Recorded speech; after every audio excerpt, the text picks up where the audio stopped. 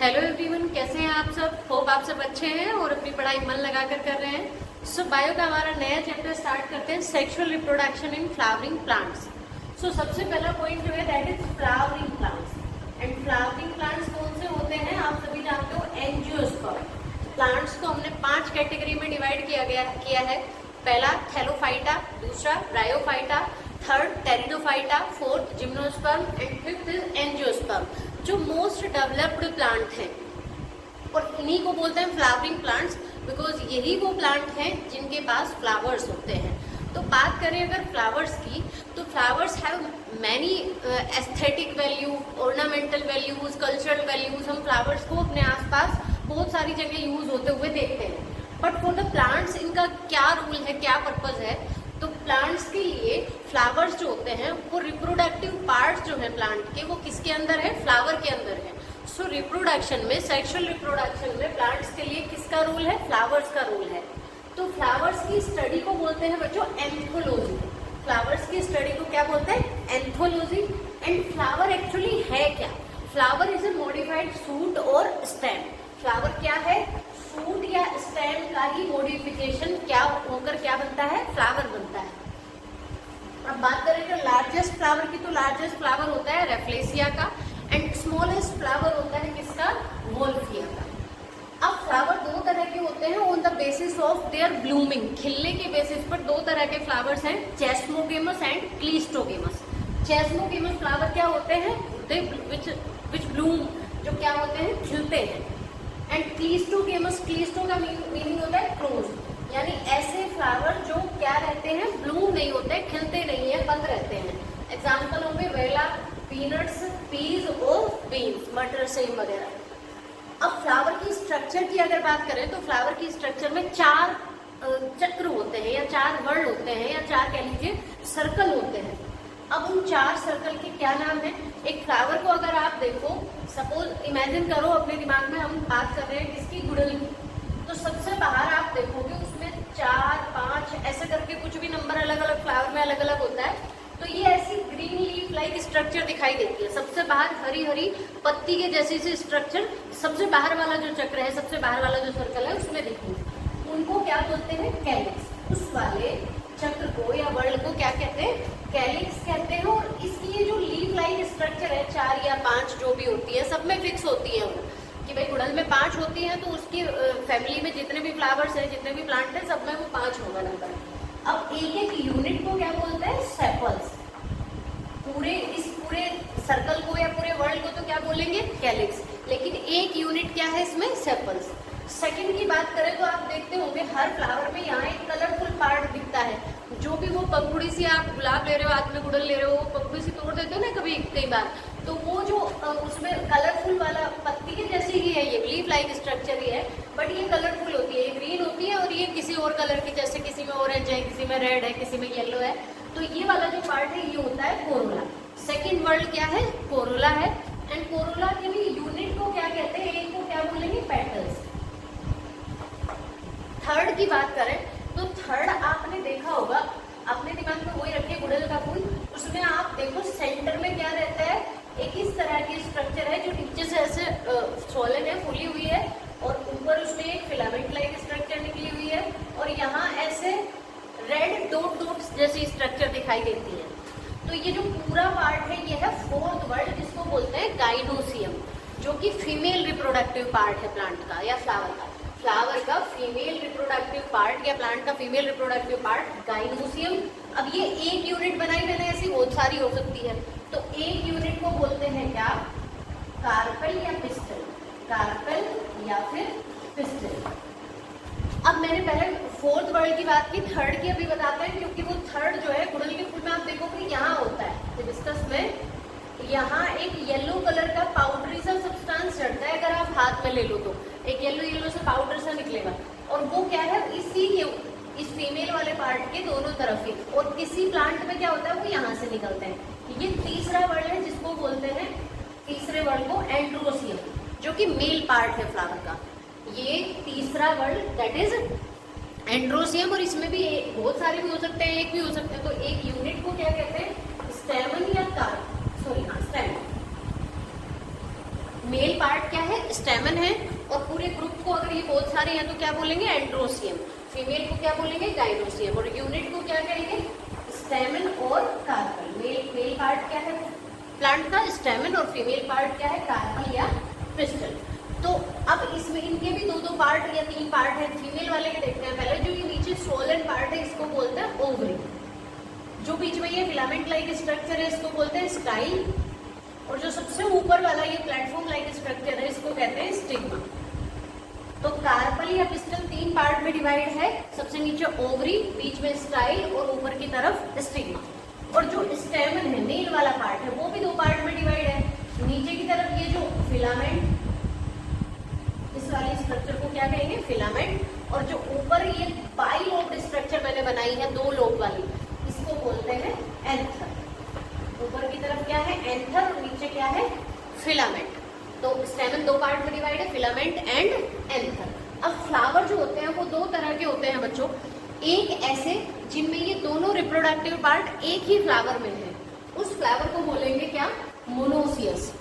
ऐसे फ्लावर जिनके पास male and female दोनों रिप्रोडक्टिव पार्ट एक ही फ्लावर में है उनको क्या कहेंगे, मोनोसियस या फिर बाइसेक्सुअल। मोनोसियस या फिर बाइसेक्सुअल। और अगर ऐसे फ्लावर है कि उनके पास केवल एक फ्लावर में एक ही रिप्रोडक्टिव पार्ट है, आइदर मेल और फीमेल, तो उसको बोलते हैं डायोसियस या यूनिसेक्सुअल।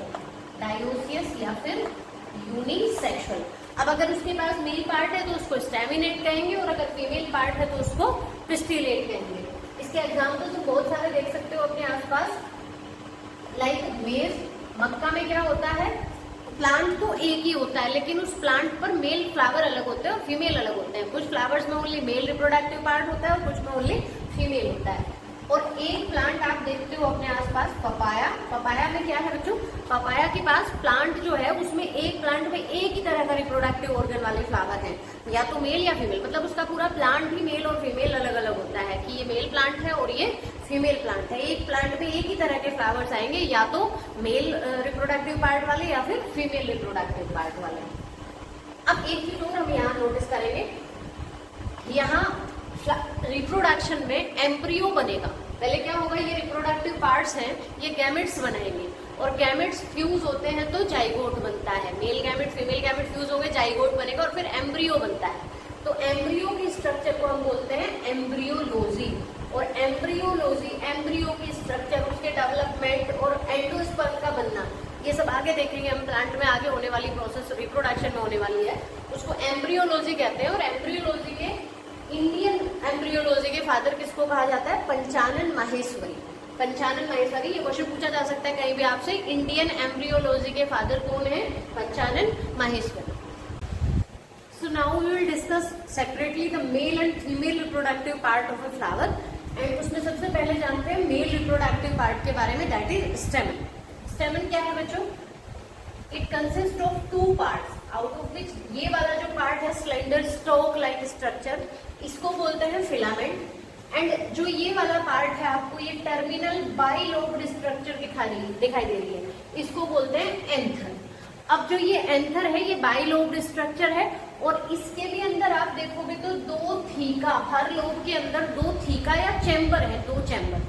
तो अगर एंथर का सेक्शन हम काटते हैं तो हमें ये कैसी स्ट्रक्चर दिखाई देगी, इसके अंदर आपको दिखाई देंगे 4 चैम्बर, 4 साइडेड स्ट्रक्चर।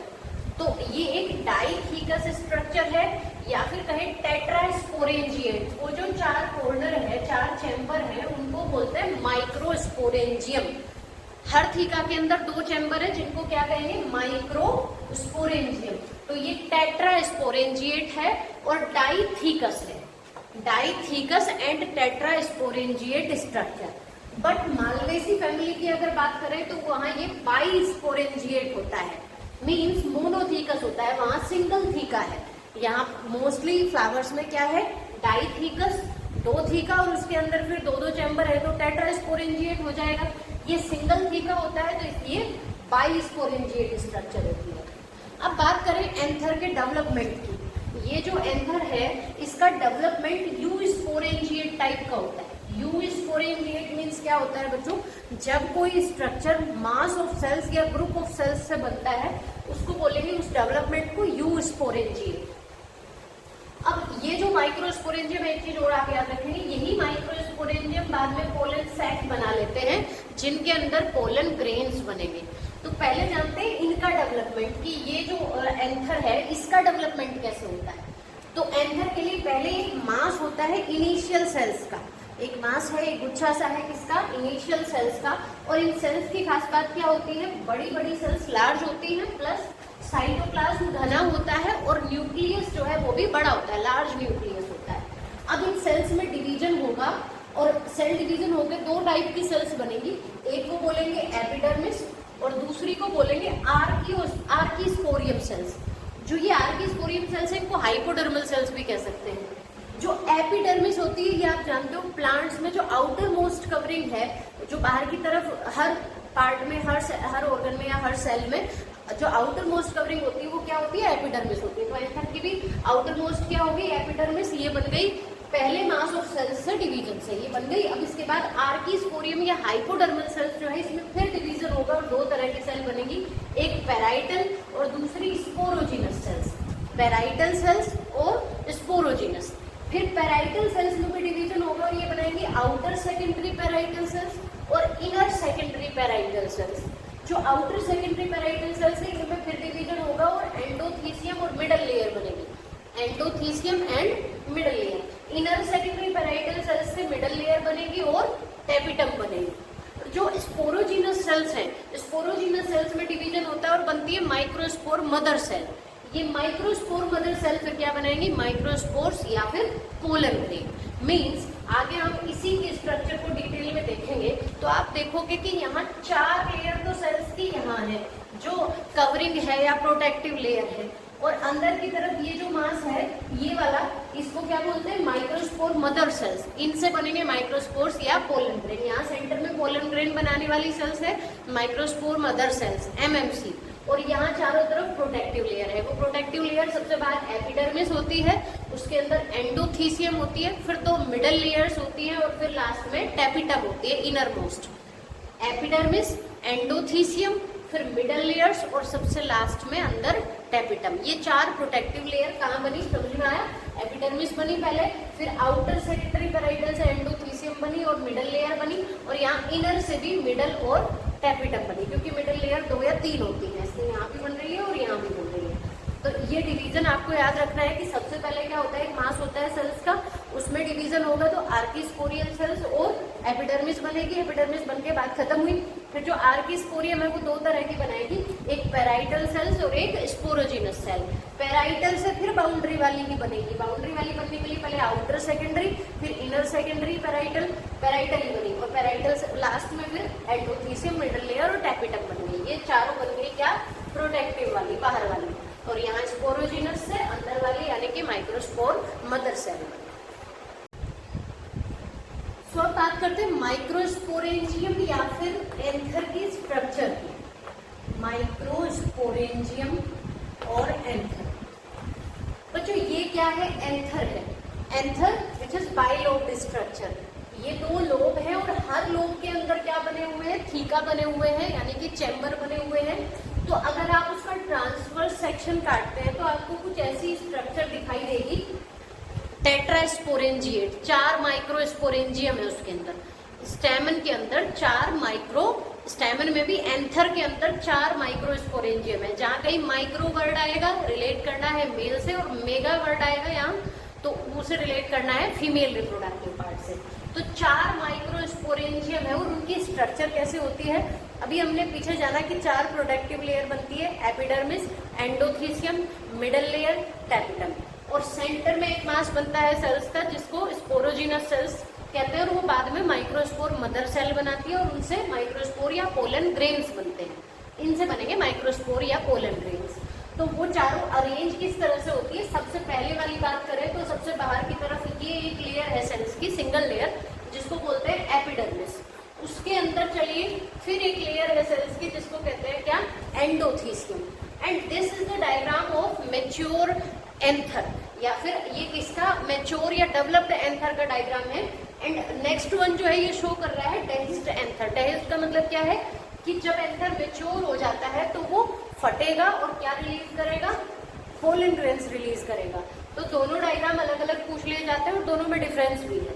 सो पहले हम इसको डिस्कस करते हैं कि एक लेयर क्या है, बाहर की तरफ एपिडर्मिस है, फिर एक लेयर है क्या, एंडोथीसियम, और उसके अंदर 2 या 3 लेयर होती है किसकी, मिडल लेयर्स की। This one is epidermis and this is endothecium, endothecium, and इसके अंदर ये 2 या 3 layer, this is middle layer. फिर उसके अंदर भी एक ये जो पिंक वाला हमने बनाया हुआ है सबसे अंदर की तरफ layer, single layer, this is tapetum, and centre में ये जो मास है ये एमएमसी यानी कि माइक्रोस्पोर मदर सेल, जिनसे माइक्रोस्पोर या पोलन ग्रेन्स बनने हैं। तो सबसे पहले एपिडर्मिस की बात करते हैं। एपिडर्मिस, एंडोथीसियम और मिडल लेयर, ये तीनों ही प्रोटेक्टिव होती है नेचर में। मींस सेंटर में जो माइक्रोस्पोर मदर सेल्स हैं, स्पोरोजिनस टिश्यू है जिससे माइक्रोस्पोर्स बनने हैं, उनको प्रोटेक्ट करने का काम करते हैं। प्लस ये डेहिसेंस में भी हेल्प करते हैं एंथर की, यानी एंथर के फटरे में भी हेल्प करते हैं पोलन ग्रेन रिलीज करने में। अगर हम एंडोथीसियम की, तो इन तीनों की बात होगी, एपिडर्मिस, एंडोथीसियम और मिडल लेयर, तीनों का ये काम है।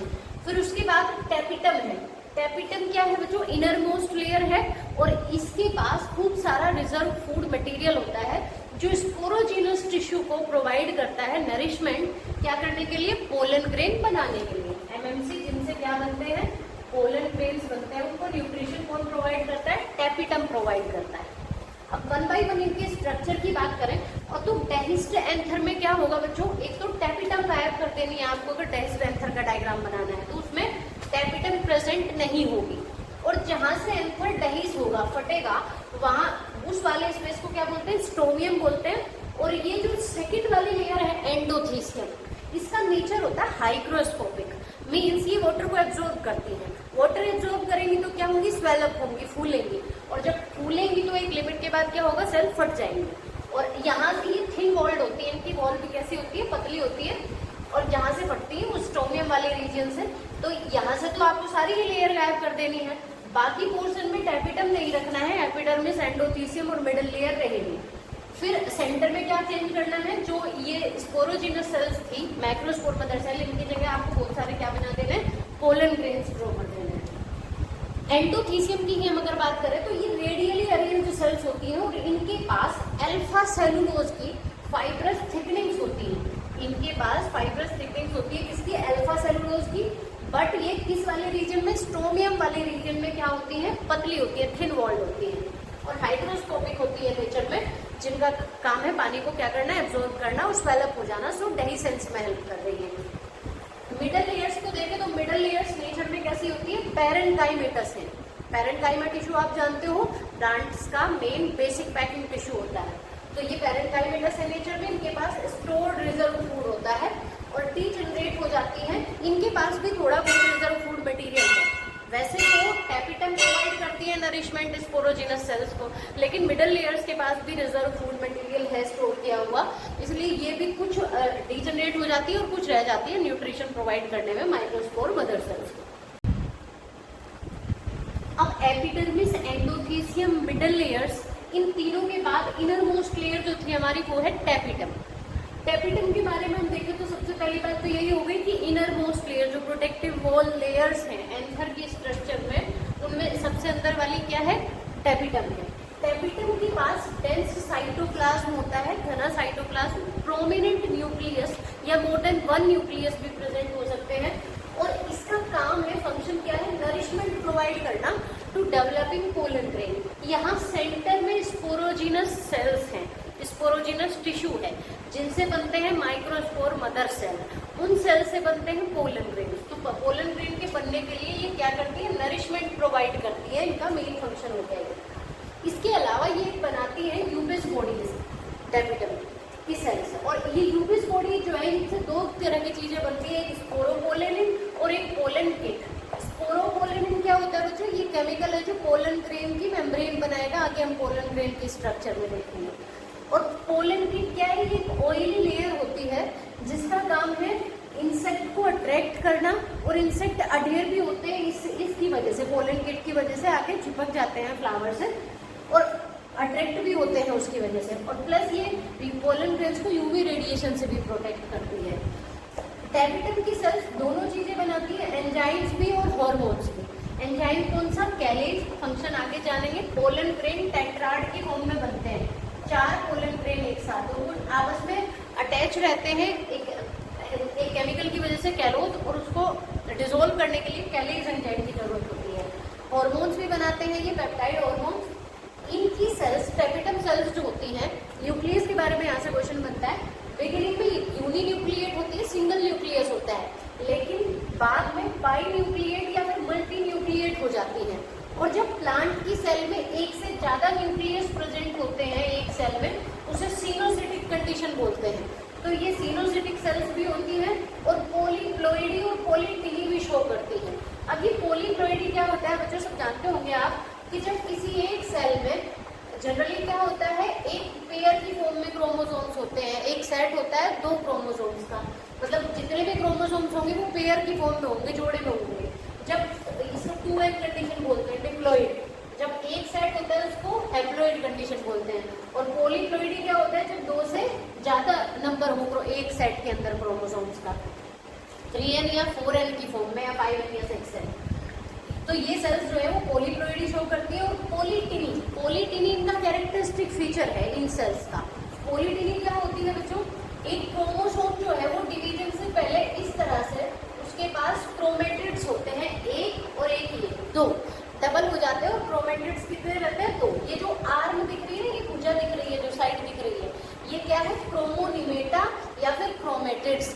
अगर ये क्रोमेटिड्स 2 है, 2 से ज्यादा है, तो उसको बोलते हैं पॉलीटिनी। जनरली क्या होते हैं, 2 होते हैं, और अगर 2 से ज्यादा है तो एक ही क्रोमोसोम्स के ऊपर क्रोमोनिमेटा का नंबर 2 से ज्यादा हो, तो उसको पॉलीटिनी कहते हैं। तो ये टेपिटम की जो सेल्स है वो पॉलीटिनी भी शो करती है। सो इन दिस वीडियो हमने क्या डिस्कस किया बच्चों, कि फ्लावर क्या है, फ्लावर की स्ट्रक्चर क्या है, और फ्लावर में मेल रिप्रोडक्टिव पार्ट हमने स्टार्ट किया स्टेमन, स्टेमन के अंदर एंथर की स्ट्रक्चर, एंड एंथर के अंदर फिर माइक्रोस्पोरेंजियम की, या फिर एंथर की, मैच्योर एंथर की और टेस्ट एंथर की स्ट्रक्चर हमने जानी, जिसमें ये वॉल लेयर्स के बारे में पढ़ा। और यहाँ सेंटर में फिर यंग एंथर में क्या है, स्पोरोजिनस टिश्यू है, और टेस्ट एंथर में क्या बन जाते हैं, पोलन ग्रेन्स बन जाते हैं।